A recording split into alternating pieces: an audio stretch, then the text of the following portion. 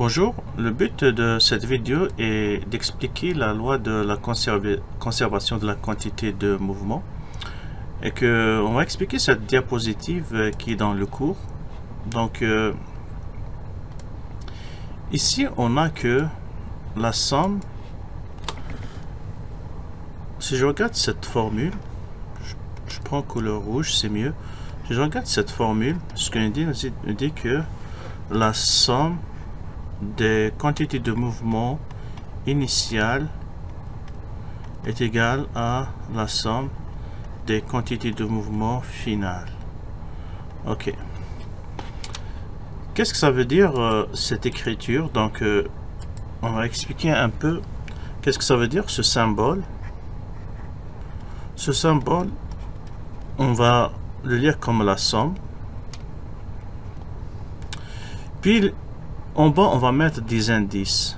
Donc, si je te dis que la somme des xi, par exemple, i allant de 1 jusqu'à 2, ben ici, tu vas mettre, tu prends x et tu remplaces la première fois par 1, puis tu remplaces, puis le i va de 1 vers 2, donc si i égale à 1, tu mets x1, si i égale à 2, tu mets x2.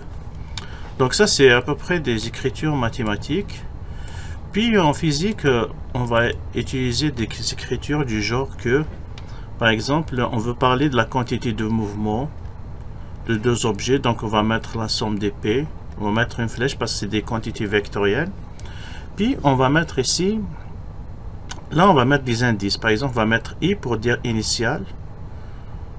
Et mettre un X pour dire, par exemple, si on regarde uniquement sur l'axe des X. Et puis, on va mettre un J pour dire qu'il y en a d'autres. OK. Et là, je vais mettre J égale à 1 jusqu'à 2, par exemple. Ça veut dire quoi, ça? Ça veut dire que j'ai une boule, par exemple. J'ai une autre boule. Cette boule, elle va frapper.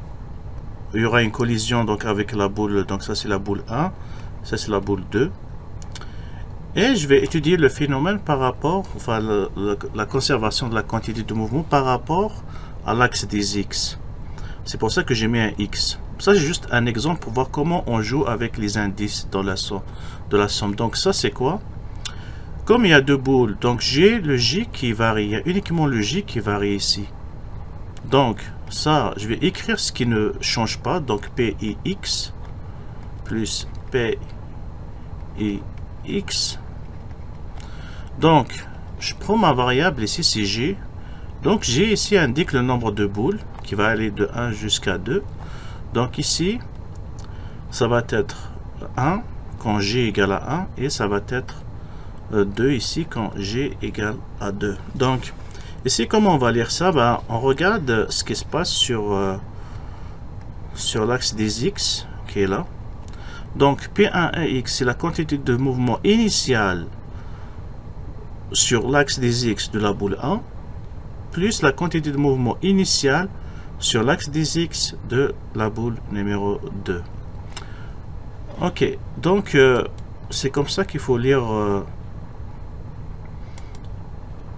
ce qui est écrit dans la diapositive. Donc, on va pas faire très attention aux indices qui sont là, mais on va juste écrire comme ça, comme la somme des quantités de mouvement initiales doit être égale à la somme de la quantité de mouvement finale. Donc on va juste mettre ici F.